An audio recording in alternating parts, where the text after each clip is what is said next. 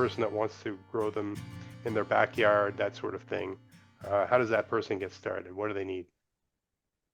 You would need some fungal mycelium growing it, and Yeah. it's like here's an example of the one cap mushroom spawn. That's So what I it's got from just you. a Yeah. bag of sawdust with some wheat bran for added nutrition, Mm. and the white in here is the fungal mycelium, just a bunch of very fine threads growing through the sawdust. So Mm. this is like getting a seed package for your one cap mushrooms. You just need some fungal mycelium. So we call it mushroom spawn. And Mm. this is sawdust spawn specifically.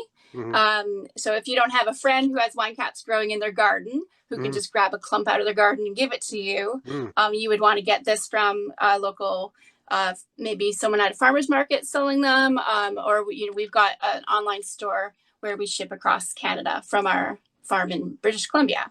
So Mm. you want to start with mushroom spawn, and then it's just simply a matter of crumbling it up and mixing it in with your straw or wood chips in the garden. So I would say wine cap mushrooms is like one of the ones I say great to start with, like a really good entrance point for growing mushrooms outdoors in your garden. The other really easy thing to do is grow directly from a grow kit. So some species like blue oyster mushroom, or the really popular lion's mane mushroom. This is a really great place to get started with just, it's the same thing. It's the fungal mycelium growing within a kit, but instead of going to the extent of planting it out, you can just cut a hole in the bag, put a humidity tent around it that has some air holes, and then mist with a hand sprayer underneath to keep it humid, and you'll get mushrooms popping right out of the bag that look like a You, cluster of you oyster mean like you mushrooms. grow that in your So basement or like in, under a tree or something like that? you can do anything with it. I've grown the blue oyster in my house with a humidity tent over it. Right. Or if you have a mini greenhouse, you can have that indoors in the shade, Mm. or you can have it in your house even. And so, because you want to create a humid environment. Mm. And so, one way is hand misting with a Mm. spray bottle under a plastic humidity tent. Mm. Another way is setting up like a small room humidifier that blows into a little mini greenhouse. And then you can grow mushrooms all winter long indoors. It's Mm. not limited to outside in your garden. So Mm. if you want to do, maybe you've got some things going indoors for the wintertime, or you want to grow yourself food, it's very versatile in that way. So getting a mushroom kit that you can just cut open and grow inside or outside. I've grown the blue oyster right on my porch. Mm. Is a really good um, in like starting place, because it gives you some excitement and experience, and you'll have mushrooms like within weeks. Yeah, yeah, If you plant it out in your garden, like the wine caps, it could take 2 months or longer yeah, before you get your first flush of mushrooms. The downside of growing out of a kit is it's limited. Like this is all the food that the mushroom mycelium yeah, has. yeah. And so you'll get some big flushes of mushrooms come out of here, maybe 2 or 4 flushes. Hmm. And then it's used up the resources within the bag. It doesn't have any more food. So So it's limited. if you planted that outside, let's say I had like a row of rose bushes that were all mulched, and I just dug a trench about 4 inches deep and put that whole bag there, would they do anything in that environment, or do they need something more humid and more controlled? No, you can plant mushrooms outdoors. Um, in a garden setting, normally outdoor mushrooms you would want to grow in a shady spot. So it's a great use of shady locations in your garden Mm. to grow mushrooms on logs, or like you say, on the ground. You don't even have to dig a trench. You can just put it right on top. Oh, really? Um, yep, you can Oh, so just I put it didn't have right to on top dig. like a, All this digging I did was unnecessary. yeah, Oh, okay. I thought I had exactly. to You bury could, it. if you have like a grassy area, you could lay cardboard on top just to suppress the grass from growing, and then put straw or wood chips on it and mix in. There's a variety of different kinds of oyster mushrooms that'll Hmm. grow well that way, I as see. well as the wine cap. Okay. You can grow it in raised beds, and you can grow it in buckets. or containers. That, like I was saying, you generally mushrooms, because they don't like to dry out. So generally mushrooms you grow in a shady spot. Like my shiitake logs are in the shade. Mm, But in a garden setting, you're watering every day, and so you're watering the mycelium I that's see. growing in the straw. And then if you water extra, or you'll find the mushrooms will come up. If it's not wet enough, they might pop up in the microclimate, the micro environments by the Mm. shade of the leaves and things like that. Yeah, yeah, um, yeah. so so that's why you can grow mushrooms in a garden, is because you're watering the area. Well, and it And seems like, I mean, I'm always, I've done tours of my garden and I've talked about the kind of useless spots where nothing grows because it's mm-hmm, too shady. So mm-hmm. this is the perfect thing for those useless spots. It's a Absolutely. perfect Yeah. And environment. so that would be the third easy thing to do if you have access to some hunks of freshly cut or fallen wood. And generally, it's hardwoods that are good for it. Unfortunately, for us Canadians, it's typically hardwoods that grow things like the shiitake mushrooms So and it's not rotten wood. It's fresh. It's live, fresh. recently live. Recently live, Oh, that's correct. And fall and spring are the best times when the tree's entering dormancy to cut your log, okay, or before it comes out of dormancy. So okay. that's the ideal time when the tree nutrients are concentrated in the tree Mm, trunk, yeah. and the bark's tight to it and going to stay on and protect your log longer. Oh, the bark's So like a saran wrap sort of thing. yeah, it's Yeah, yeah. very important Just like to your to bag keep there. Yeah. to maintain, exactly, very important to maintain the good bark on your mushroom logs as long as you can. So right now for me is a great time to go out, and if I have some danger trees or whatever, to cut them. I want them fresh because a dead decaying tree is full of other fungal mycelium already. Right. So Yeah, there's yeah. lots of competition in it, and the food's already being consumed by a wild fungi. So Right. you want to start with a freshly cut or fallen tree that was a healthy tree. And then Mm, a really easy way to grow is I don't know if you can see that. yeah, These are little wooden dowels, yeah, and there's white fuzz on them. That yeah. white fuzz is fungal mycelium of the shiitake mushroom. I see.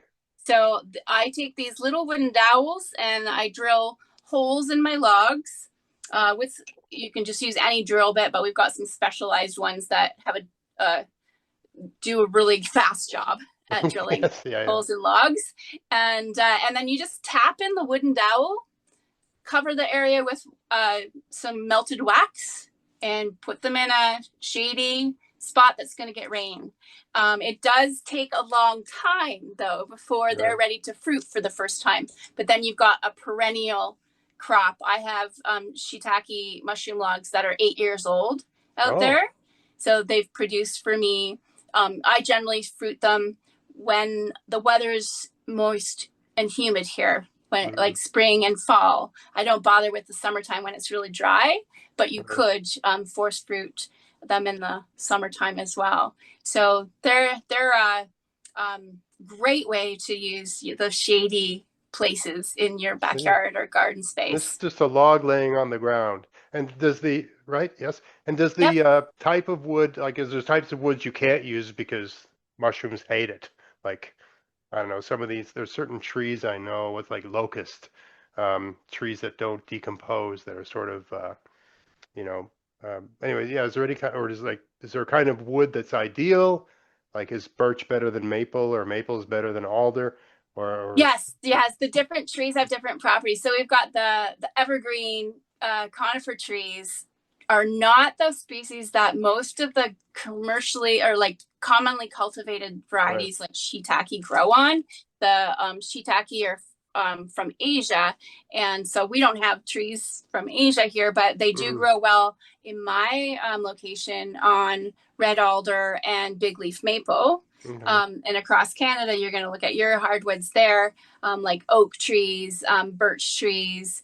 That there, every tree species has different qualities. Some are hard or denser wood, like oak trees, And so it might take longer for the fungal mycelium to grow through it, get established, and fruit for your first time. Mm, But then you're going to have a lot more years of production out of the log once it is established, I see. versus like something like a cottonwood or poplar tree. They Mm, grow very quickly. They're almost like paper inside. mm, And so the fungal mycelium can colonize that very quickly, produce mushrooms faster, but the tree, you're not going to get as many years of production out of the log. I So see. definitely tree species matters. We do have a chart that has information about tree species and which Oh, mushrooms you can grow on them. okay. That's all on your On our website. Yeah, we've got Yeah. a guide to growing mushrooms on logs.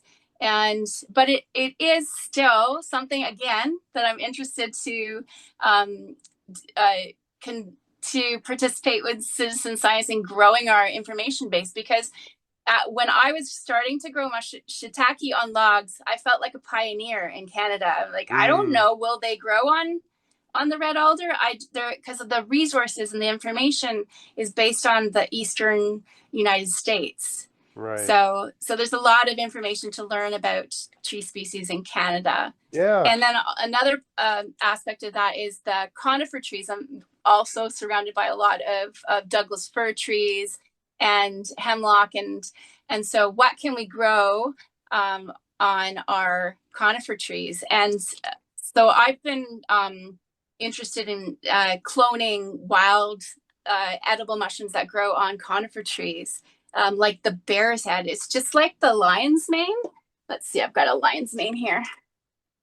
It's just like similar to the lion's mane. Okay. So the lion's mane's got like a pom pom of dangling icicle teeth, Mm, and so the bear's head grows on our conifer trees here in the wild. And so I found one, a massive one, and I've cloned it. So I took a little piece of it and I put it on a petri dish with agar, and started a clone so that we can develop a culture bank of Canadian wild edible species that we can mm, grow on conifer trees. right. Right. That's really cool. Yeah, because that's the challenge, eh? It is. I mean, there's lots of things that grow on conifer trees, but they're all no good. Or even I remember when I was with that expert, I'd say, "Is this edible? Is that edible?" Blah blah blah. He goes, "Well, you got to know to distinguish between edible and taste good." So I said, True. "There's some mushrooms are edible, but they don't taste that good.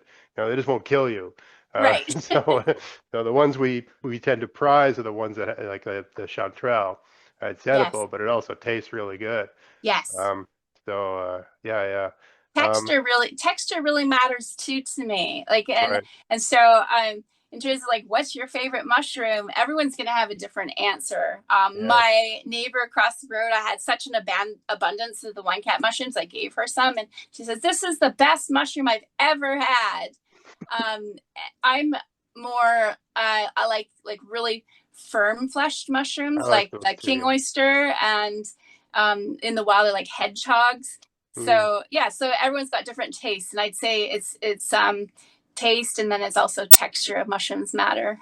I noticed the wine cap. Yeah, it's got a very high water content, Yes, and so yeah, I sort of cook it longer. I remember cooking it for quite a while before I actually added a little bit of red wine just to make it kind of fancy and nice. But as it was when it was just in the pan, there was a lot of water in there that I wanted to definitely. boil off to get it a bit less wet. But the taste Yes. is good. But yeah, it's just different than uh, And then there's different other types. harvesting at different stages matters, Mm, and what the environment, like how much it's rained, will matter.